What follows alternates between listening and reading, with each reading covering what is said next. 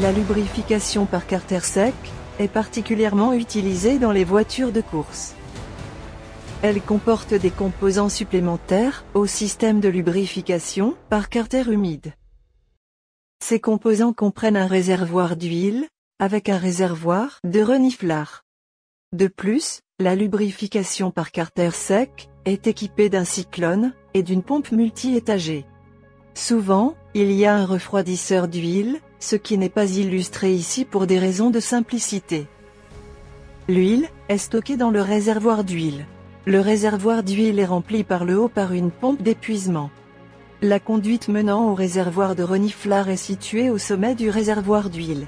Le réservoir de reniflard est important car l'air reste dans l'huile. Cet air doit pouvoir s'échapper. Les cloisons assurent que l'huile reste dans le fond du réservoir d'huile pendant les virages à des vitesses élevées.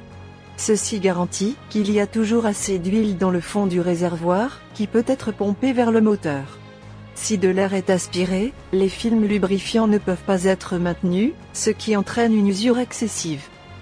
Le réservoir d'huile est relié à la pompe de pression. L'huile est pompée par la pompe de pression vers le filtre à huile, afin d'éliminer les contaminants de l'huile.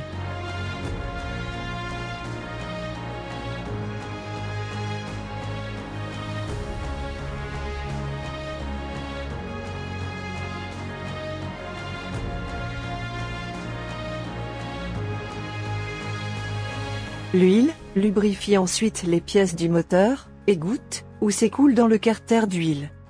La pompe d'épuisement aspire l'huile du carter d'huile. Il est important que la pompe d'épuisement ait un débit plus élevé que la pompe de pression. Cela permet de s'assurer que le réservoir d'huile contient toujours suffisamment d'huile.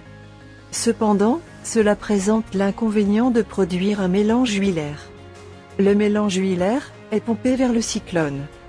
Une grande partie de l'air contenu dans l'huile est éliminée par le cyclone. Enfin, l'huile retourne dans le réservoir d'huile. À partir de là, le cycle recommence.